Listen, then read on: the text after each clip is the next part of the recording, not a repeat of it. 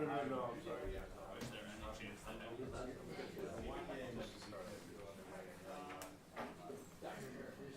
Sorry about that. Sure.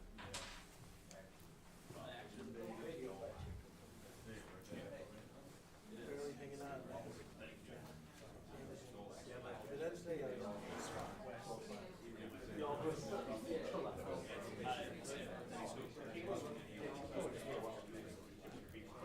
Oh, the boat.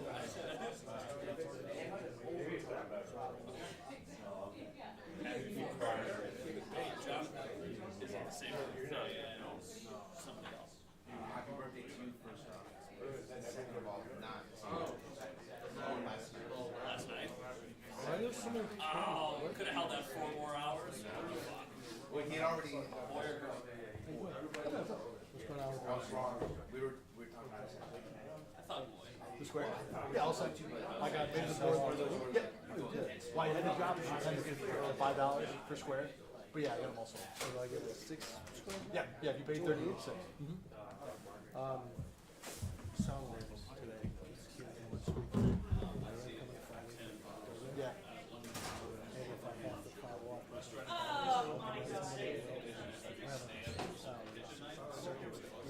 They're pretty good. I mean, coming off a bye, I would think we're no problem. I got a lot of storylines I want to hit, so a lot of guys I want to talk to. So yeah, I don't think it'll be a problem.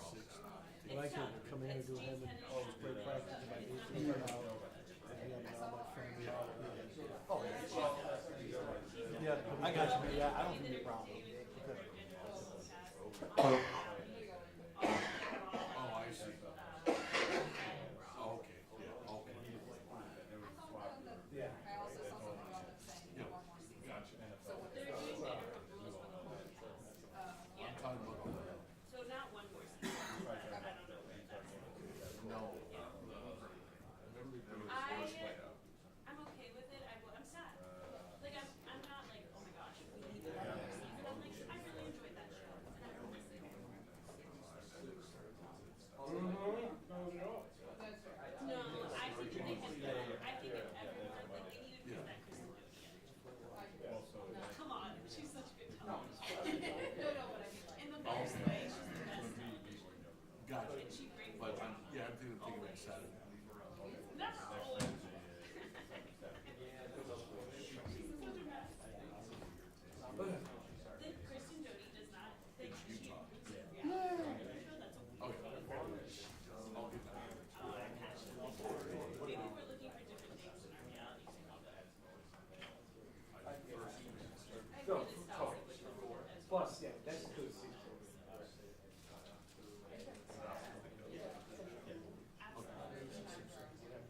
They missed her. We gotta run out of something. So I don't have market. They missed Jackson. I mean, we're, That's what they need Jackson and Kristen. Yeah. And the Tom's restaurant. Such a funny thing. No, Mark's opened up. all right. I don't think we need to go back to.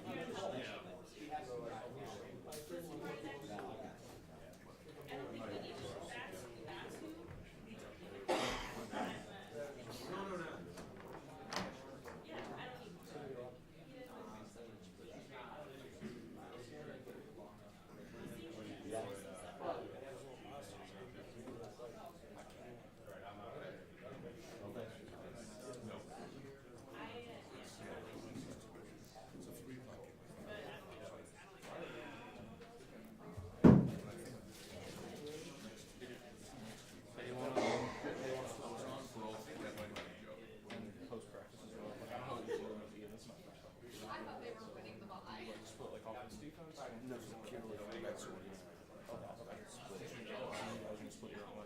Then I'll just get my own and then if I need anything specific, reach out. So. And then post practice, let's wait to see what McDermott says and stuff like that. I'm sure you see at practice. Kind of go from there.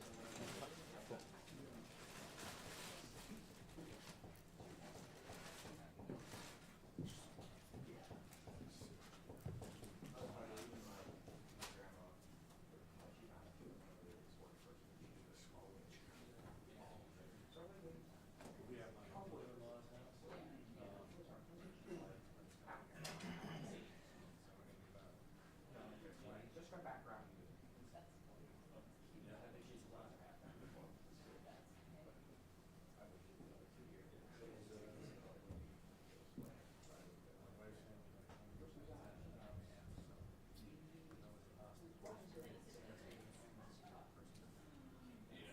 he wrote on my wall, and then I responded. Think you chatted?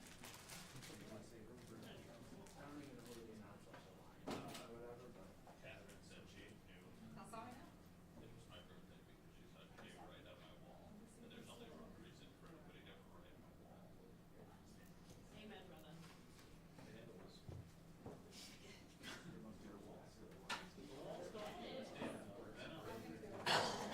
Did you hear my almost comment? News 4 just posted that somebody was stabbed in Elmos and they're in stable condition. It's true. Wow. Sounds like a pretty raucous night. Were either of the two of you present? Were you first on the scene? Congrats. Yeah. You had a scoop. That's too much. Fighting over last double dip wings. They were watching the UV game. They get a little on hand. 75 friends posted on your birthday already. 75. You're in with the Facebook crowd. I got like a cool 12 on my birthday on Facebook. 75. And it's like my middle school English teacher. Yeah. I think it's probably because people who watch local news are also Facebook users. Yes. 100%. Yeah. 100%. Yeah. It's funny, it's like full circle, it's like what you did.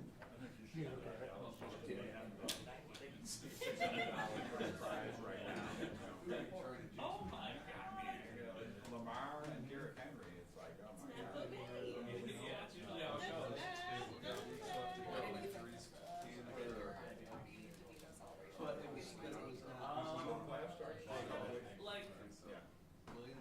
of seems douchey. Oh, he's in there. But like, I have no issue with it. I know. It's just like, Here's my hot take. yeah. He did it way too fast for Way it to too be much. Oh, it was very, it was like, It lost any meaning. Yeah, it was almost like. It was like, that's not. It looked like Italians. It's in the wrist too. Right. Like at that point, I was like, he's not doing the Tommy DeVito. I did not agree.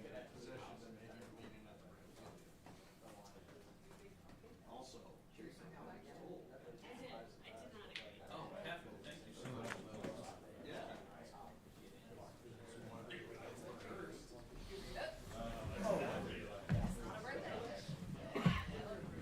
Right. Posting on All right. Good to see everyone. So I'll give you the injury updates here. So just one by one. Dalton Kincaid won't practice today. We'll see how he does the rest of the week. Keon Coleman will be limited today. We'll see how it goes each day as we move through the week. Same with Spencer Brown. He'll be limited also. And then Milano, Dwayne Carter, and Tylen Grable, all still in their window, and we'll see how those three progress through the week here. Yes. Yeah. Time's yours. Yeah, probably what you would expect, just in terms of,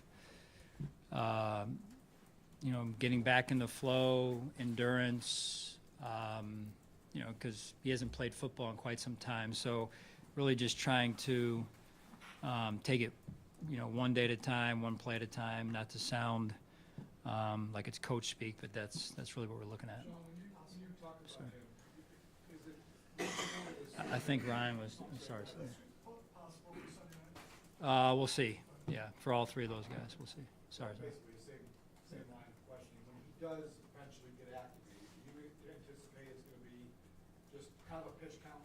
Milano, you're talking about now? Milano, Yeah, I would say for any of those guys, who haven't played for some time, DC, same way as Tylen, guys that have missed multiple weeks. Yeah. Sean, you're getting ready for the 49ers. They're going through so many injuries right now too. So we're at this point in the week just trying to prepare for anything that they might have. Yeah, it's there's some moving targets, right, with who we're expecting to play. We have to prepare for them to be as healthy as they've ever been, really, just because we don't know. So that's really how we're approaching it. Sean, in general, does that extend the prep work that you need to do because of not only the number of questions they have, but the level of player who are questions? Yes, I mean, probably no different from our situation, you know, with the different players we've had out, and do players play, do they not play? So yeah, it makes it a little tougher, and you spend a little bit more time with the prep. You dealt with this before, but given impending weather, how does that impact? You have to basically put together 2 plans? Again, yes, from a preparation standpoint, you know, we've been through it before, so you know we have some experience with it. You know, we can't control the weather. I think only he can control the weather, so I know he can control the weather. So I think it's really just about how we respond to it. Our staff does a phenomenal job. The people that have shown up for the years that I've been here, at a minimum and beyond, my time here of shoveling the stadium out, I think that'll happen again if need be, and we'll get ready to play a football game. How much more comfortable do you become with that? You know, since the first time it happened, and it was probably a big, it was a big deal for a lot of people, but now how much more comfortable do you become with the whole weather situation and knowing how to plan for it, knowing what to expect, and knowing things come through? Yeah, I mean, again, just I've always been amazed since moving here that you can get a foot, 2 feet, 3 feet, 7 feet, and the roads are cleared in some miraculous way. So credit to all the people that are out there working, or that will continue to work this winter as we get into the snowy months and days and weeks here. What a phenomenal job they do, really. Didn't plan on saying that, but I'll use that as an opportunity to praise those people that are out there clearing the roads like they do for all of us. I know you don't get to pick when it happens, but are you happy with when the bye week fell this year? Would you feel like it came at a good time? Yeah, I mean, it's always, you look at the schedule and you're like, oh, where's that bye? And you're going down and you're going, and then you finally get to it and you're like, oh, okay, so we got to get through whatever it was, you know, 9, 10, 11 weeks, whatever there. So you take it just like you take the schedule and where you play and who you play, 1 week at a time, honestly. That's I think, the best approach every year, really. Do you do anything different this week? You guys have had so much success off the bye, not letting things, like when you have 2 weeks off, people go away, getting things ramped back up to where they were before the bye. What do you do, if anything, different when you get ready to come off the bye? It's a good question. You know, I don't really have the, hey, this is exactly what we do formula. It's just more of, I think, us really just getting back to what we do, getting back to the basics. Today we're, you know, we're going to practice and have a normal practice in pads and working on the fundamentals that we need to have for a good football team in San Francisco coming here. Was there a walkthrough Monday? No. There was the players were in, but there was no walkthrough. Yeah. Sean, I just want to Yeah. be clear and clarify. Are Dwayne Carter and Tylon both having their windows open to practice today? Yes. Okay, thank you. Yep. What have you seen from Bobby Babbage and his game management as the season has gone on? Game management meaning His in-game calling and just the way he's So- managed the. play calling. Yeah. Yeah. You know, like anything else, I think you get better with experience, and it is to me the tough, to be a play caller is the toughest job to me on the football side of the building, right? No offense to anybody else's job, my job included. Not only do you have to shape a game plan, but you have to call a game, and you've got 65, 70 plays roughly on average to get exactly right, to put the players in exactly the right position, and that is really hard to do against good football teams in particular. Sean, on your fourth down, much has been made of how you kind of evolved regarding your fourth down thoughts. When you are entering those types of situations, how often would you say, or can you maybe give a little glimpse into when you get to third down, you already know? And certainly what happens on third down can affect it, but what's that thinking of getting to what you're going to do on fourth down before you're even at fourth down? Yeah, I would say 90% of the time you already know. We already know 90% of the time. There's 10% of it where you're going, okay, we're going to go for it on 4th and 2, and that ball ends up at 4th and a long 2, maybe really a 3, but it says on the scoreboard 2, which is what, I know a lot of people out there see, and you're like, oh, I didn't go for it. It's 4th and 2. Well, it's not really 2. It's when you're out there live, it's a 2.5 or almost 3. So that's where it gets a little bit, not to get too granular and specific, Tim, but that's where it gets tough because you've got to make a decision on saying, hey, what do we want to do here? It's not on 2. It's certainly not on 1.5. It's on almost 3, but the scoreboard's reading 2. How does that affect what you do on 3rd down then? Because you then know you have 2 plays instead of 1. Yeah, potentially. Yeah, so you try and be, my communication with Joe, and he does a great job, like Bobby. I just think that communication's important, although it doesn't always mean that you, take 3rd down and say for sure that this is what we should do just because we would go for it. I think that's part of the kind of the inexact science of the game a little bit as it relates to 4-down territory. How much of a cheat code is Josh Allen on 4th and short? I think every coach in the NFL would love to have Josh Allen on 4th and short. Yeah. Having had the chance to catch your breath, at least I imagine you did over the time, did you get any chance to gather any perspective on being 9-2 and what the season has been so far, given the turnover that you went through and all the new pieces that are in place?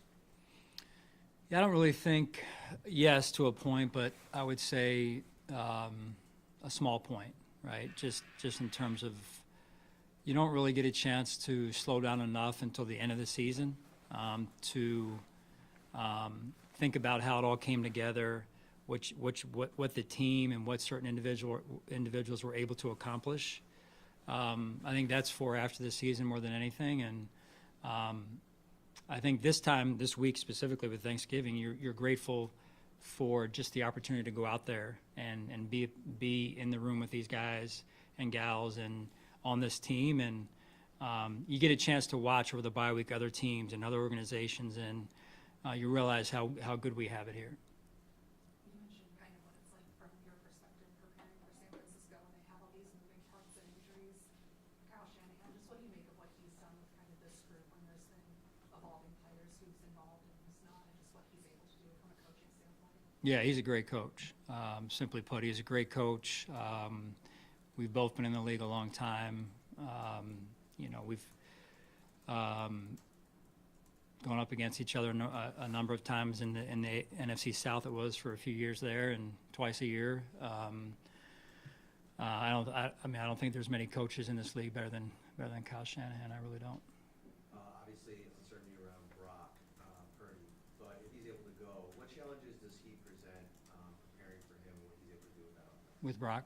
Yeah. Yeah, he's a guy that I don't know as well, just having not played San Francisco, but from afar, watching his career in college and watching since he's been in the league what he's been able to do. A lot of respect for his game, how he plays, just the way he handles himself. It sounds like with his faith and everything. I have a lot of respect for that, and but what he's been able to do with their team, and he's just got those traits that you admire.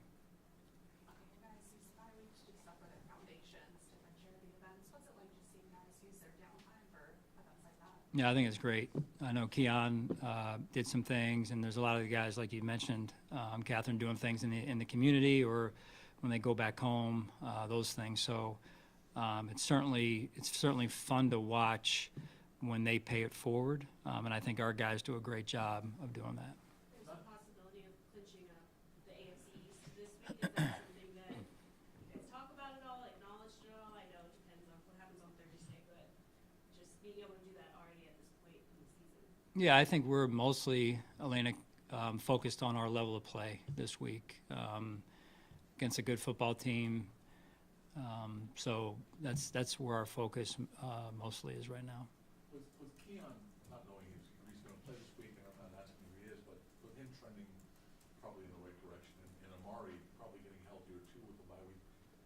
much do you look forward to seeing what this receiver group can do after seeing the glimpse of it in Amari's debut and seeing how they all came together in that game? How much do you look forward to seeing this group help? Yeah, I mean, I do. I think the neat part about it partially is watching what, the guys who have stepped up when said player or players have been out. I think that's been really, to me, amazing to watch, right? And the way Joe's handled it from an offensive coordinator standpoint, or Bobby when the defense, and Smiley's affected by it as well too, but just the leadership from those guys on into the player leadership. No one's blinked. They've all gone out there, those players that have been called upon to step up and done their job. And that comes from preparation. And, some of those guys got put into the lineup late in the week when a guy didn't get cleared, so on and so forth. So I say all that to say that I've been very impressed by the way holistically the team has handled it. It's a bye week, coming off a bye week and a holiday week and all that stuff, so it is a little bit different, but you're kind of in a Sunday to Sunday rhythm here. Yep. What is the significance of that? Routine more than anything. I mean, even the bye week is, for me at least, I love the bye week like anyone does, everyone does, but sometimes I'm like, I don't really, I guess I have it. Usually I'm in a gray shirt and Bills sweatpants, and so when I'm not wearing those, I kind of go in my closet. I'm like, I don't know what to wear. I'm kind of like not myself. So I told some of the guys this morning, I said, it's good to be back in, my gray T-shirt and my Bill sweats. So that's getting a little personal. Too. We haven't talked to you since Taryn was named Player of the Week Yeah. a couple weeks ago. I know he doesn't have captain as his official title. He might be on the leadership council, but a guy like that who's been here for almost as long as you have, go early on in his career, a couple injuries, and then he told us this spring, it took him 3 years before he really knew the defense as good as he should. How much of an example can that be to younger players at this level? What can he do in that locker room to be a leader at this level? Well, he is. I mean, he's on the leadership council. He is one of our leaders. What more can you say about him? He's turned out to be a phenomenal player. He's a phenomenal person. You watch these guys grow, right? And you watch how his family has grown and getting married since being here and everything. So it's kind of a snapshot of life, right? When these guys come in, they're young, they grow, they develop on the field, off the field. His influence in our locker room, I can tell you, is big. Sean, last one. Just talk a little bit about the coaching dynamic when you're playing a team that you haven't seen in 4 years, that you've never seen Brock Purdy, as opposed to the other extreme with division team you play, say, twice a year. Right, it takes, at least for me, it takes a little bit more time to get myself familiar with the offense or the player in this case, with Brock. You have a chance to TV watch or TV scout the team or the player just as you're watching casually as fans do, like we do when we're not, competing. So it takes a little bit longer to get, I guess comfortable, if you will, with what you're watching. All right, thanks, guys.